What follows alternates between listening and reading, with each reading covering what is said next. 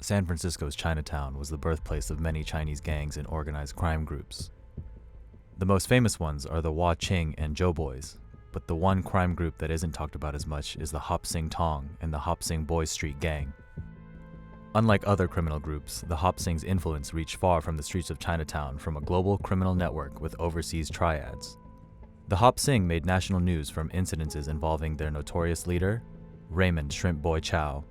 In this video, we will cover the entire history of the Hop Sings from their origins all the way to their downfall in recent times.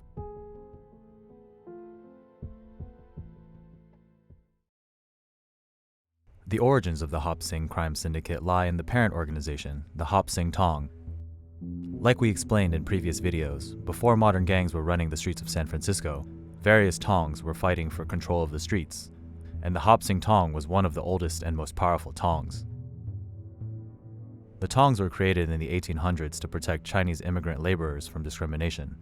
San Francisco, which was home to the first Chinese immigrants, was also home to the first Tongs. However, some Tong members who were known as highbinders or hatchet men became involved with crimes such as opium smuggling, prostitution, and illegal gambling. The Hop Sing Tong was involved in many bloody conflicts known as the Tong Wars. From the mid-1800s to the 1930s, there were many Tong Wars, but after this time period, the Tongs figured out how to peacefully coexist.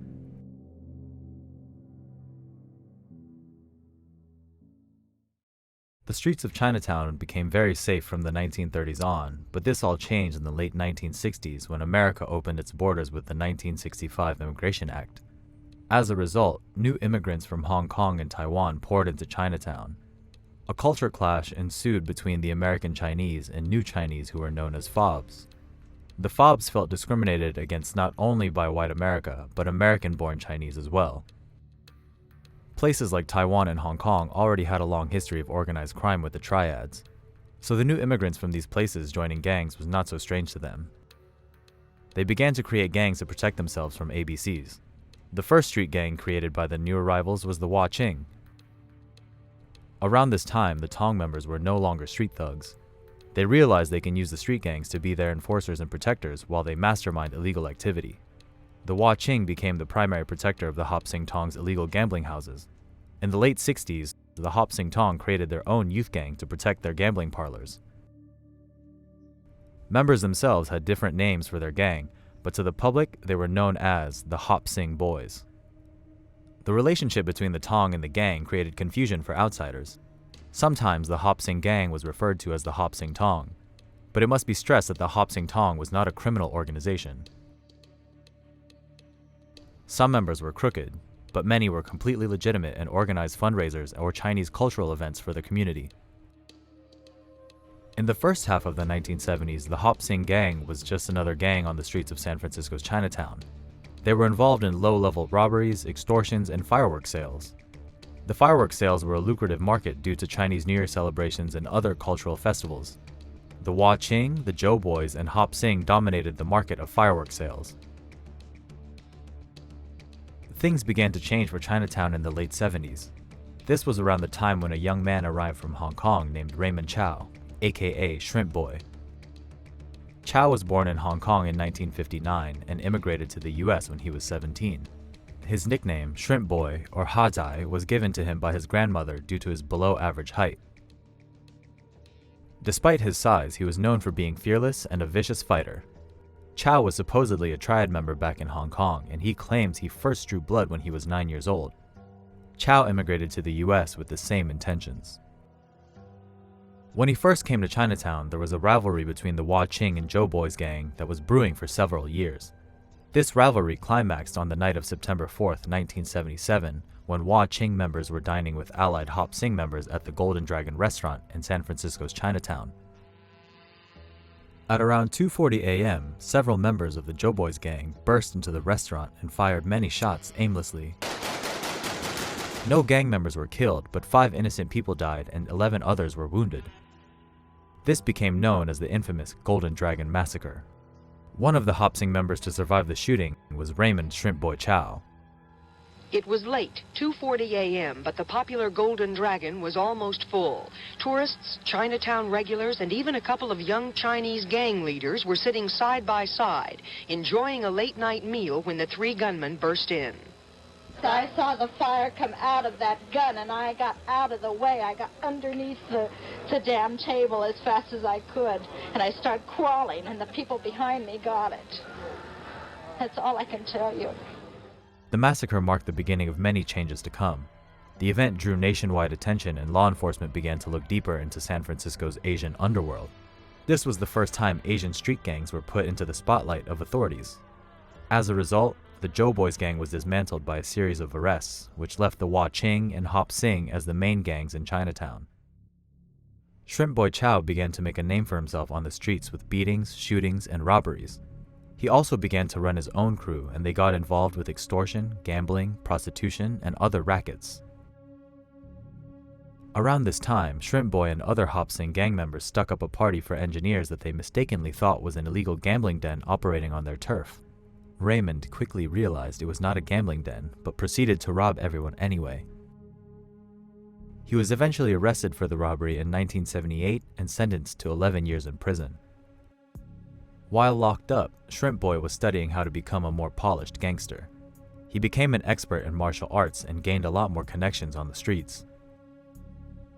At the same time, the Hop Sing in San Francisco was almost completely destroyed by the Wah Ching and law enforcement, so they relocated to Oakland. The Wah Ching and their leader, Danny Wong, were now the main force in Chinatown, and they had a monopoly on criminal activity. Raymond Chow was determined to change this. When Chow got out of prison in 1985, he proceeded to retake the streets of Chinatown. Danny Wong and the Wah Ching approached him to join forces, but Chow refused. Back in Oakland, he moved up in the ranks of the Hop Sing and eventually became the leader of the gang. He also bullied his way to take over the Tong, so he was now running both legal and illegal activities. This was Chow's way to legitimize himself and pretend to be an upstanding figure in the community. Chow went back to jail only a year later after being involved in a violent altercation with the Wah Ching members at a nightclub. He served 3 years and was released from prison in 1989. Shrimpboy's criminal career was going almost nowhere. The Wah Ching were the head honchos, and Chow couldn't keep himself out of jail. This all changed when he met a new arrival gangster from Hong Kong, Peter Chong.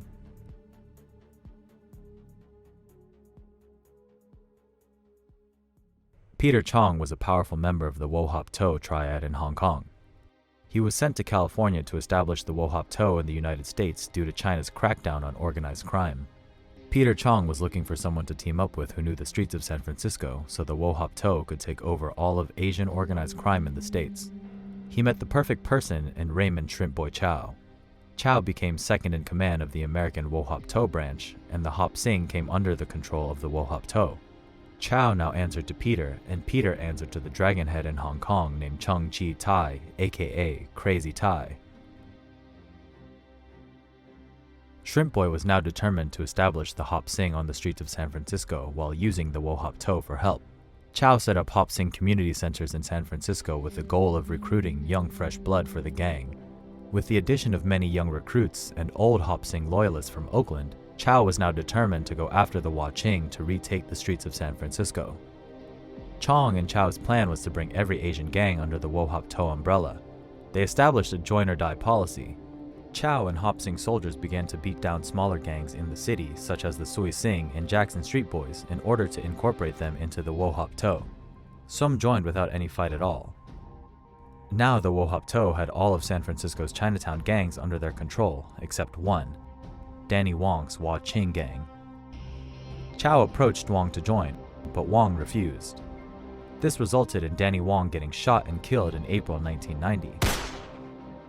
Without their beloved leader, Wah Ching gang members decided to join the Wo Hop To. The rest who were loyal to the gang fled to LA.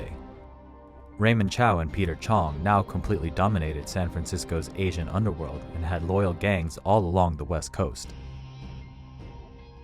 A lot of money was rolling in and the bodies were piling up on the streets, but Peter Chong was still not satisfied. He now wanted to have East Coast gangsters under his control. The Wo Hop To reached out to East Coast Tongs like the On Leung and established close contacts with people in New York and Boston. The West Coast Triad managed to bring Boston's On Leung Tong and their leader Wayne Kwong under the Wo Hop To without any fight. Chow and Kwong would go on to run a nationwide heroin distribution ring. The next target was Boston's most powerful Asian street gang, the Ping On. The Ping An gang was run by legendary gangster Baik Ming, and they had close ties to the On Leung Tong. Baik Ming refused to join the movement, so Wayne Kwong and the Triad wanted to take him out. Kwong then proceeded to ask the Wo Hop To to send a hit squad to take out Baik Ming. Shrimpboy then sent a few men to Boston, but the hit was called off due to police being nearby. Around this time, Peter Chong ordered Hop Sing soldiers to burn down his house on Lincoln Ave in San Francisco. Korean-American Hop Sing soldier Chol Soo Lee was chosen for the job. Chol Soo Lee was famous for being wrongfully convicted of a 1973 murder, which sparked nationwide news coverage and Asian community demonstrations. Lee brought another Hop Sing soldier with him named Andy Lee. The two doused Chong's house with gasoline, but the pilot was left open before they set the fire. This caused explosions, and the two were burned severely. Andy Lee rescued Chol Soo Lee from dying, but he already suffered third-degree burns to 90% of his body. The two went to the hospital after losing a lot of blood, and they were put into induced comas for a month. The exact motive for the arson was unclear, but it's believed that it was intended for insurance and relocation purposes. Chong was arrested not long after on gambling charges and summoned to a hearing on Asian organized crime, but he pled the fifth. Not long after the failed hit and arson, Wayne Kwong and Chow were arranging a major heroin smuggling operation in Atlantic City, New Jersey. This plan failed when the shipment was intercepted due to confusion and miscommunication. The failed plan led to both Wayne Kwong and Raymond Chow getting arrested in May 1992. Chow falsely believed the arrest was due to an informant inside. He pointed the finger at a female associate and ordered her to be beaten on 2 separate occasions. Although she initially wasn't the snitch, ironically, the beatings led her to become an informant. This long sequence of mishaps by Chow led to the October 1993 mass arrests and indictments of Raymond Chow and Hop Sing/Wo Hop To lieutenants. The 48-count indictment named 19 alleged leaders and underlings of Asian organized crime families, their tentacles stretching from Hong Kong to the Bay Area to Boston. The government's biggest catch, this man, Peter Chong, who once appeared at a congressional crime hearing. I take the Fifth Amendment privilege. Chong, known as Kao Fu, or Uncle, is the reputed West Coast head of the notorious Hong Kong-based Wo Hop To gang. Another big fish, Raymond Chow, known as Hajai, Shrimpboy, now serving time for a prior conviction. Chow is the reputed head of various street gangs here, with members as young as 14. Raymond Chow and alleged Boston gang leader Wayne Kwong are charged with setting up what the government calls a criminal alliance. This is the first time the government used RICO, the organized crime law, to fight Asian gangs on the West Coast. Peter Chong fled the country, but Raymond Chow had to go to trial. Chow was tried in 2 separate proceedings. The first trial was for illegal gun sales, and the second was for racketeering.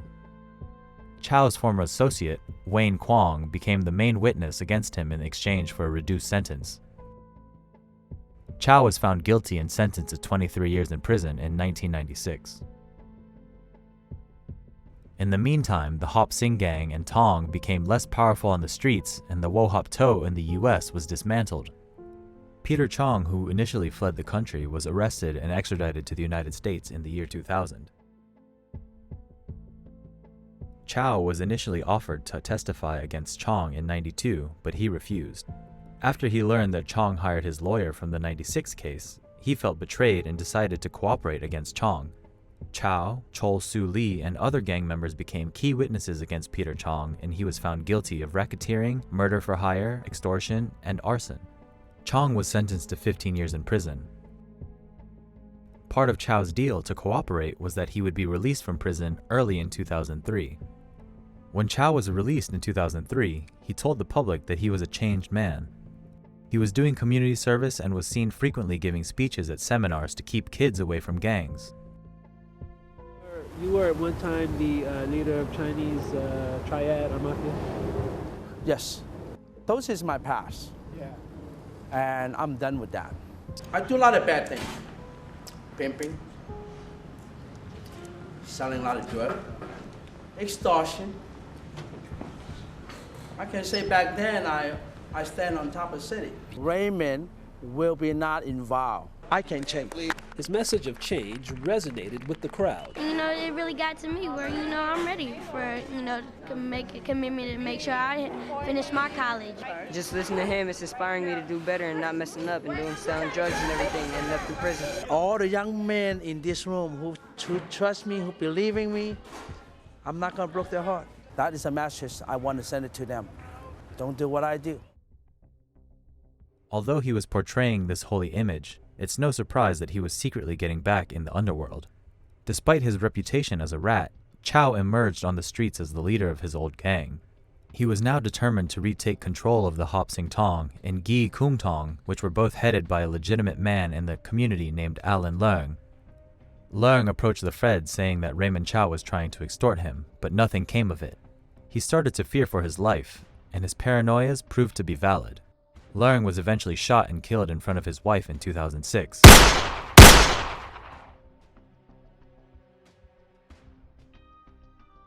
Chow showed up to the funeral, but everyone suspected him of the murder.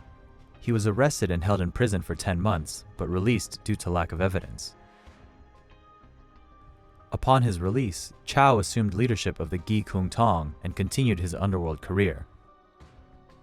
Around this time, Chow wanted to become a celebrity to legitimize his image. He started showing his face on several shows like Gangland and National Geographic.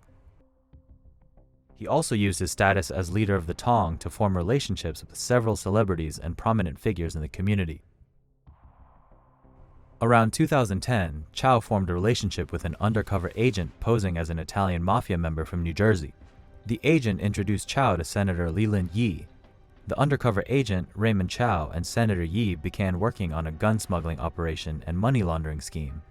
Chow then introduced the agent to Hop Sing members like Andy Lee, and he encouraged them to do illegal activities together. In 2011, Raymond was running for the seat of leader of Hop Sing Tong, but he was rivaled by a man named Jim Tat Kong. It was said that Kong had earlier slept with another Tong member's wife and was also intimidating people to vote for him over Chow. Most people who went against Chow ended up dead, and to no surprise, Kong and his wife were murdered on October 17, 2013. This led authorities to believe Chow was again responsible.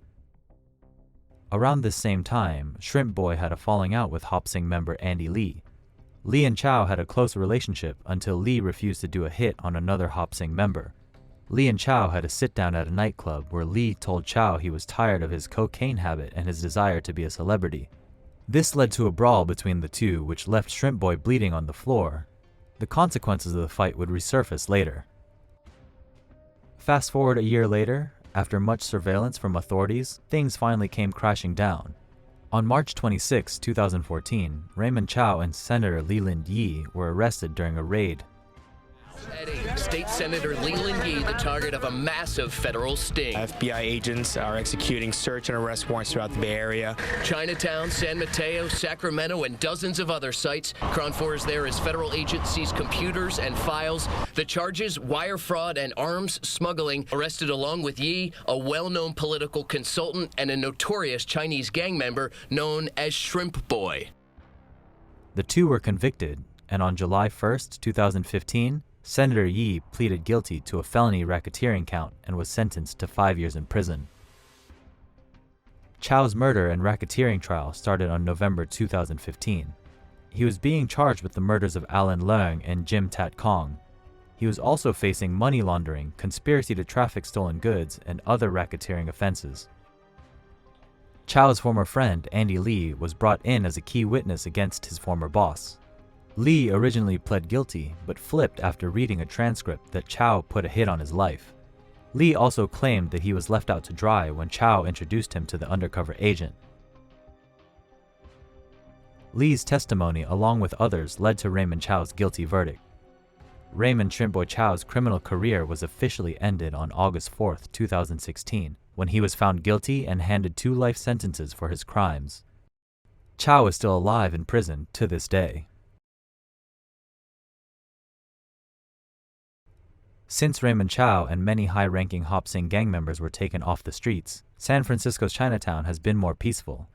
It's unclear whether the Hop Sing gang is still on the streets, but we know the Hop Sing Tong is now a completely legitimate organization. There are still some Asian gangs on the streets of California, but they engage in mostly low-level crimes and were nowhere near the heights that the Hop Sing reached.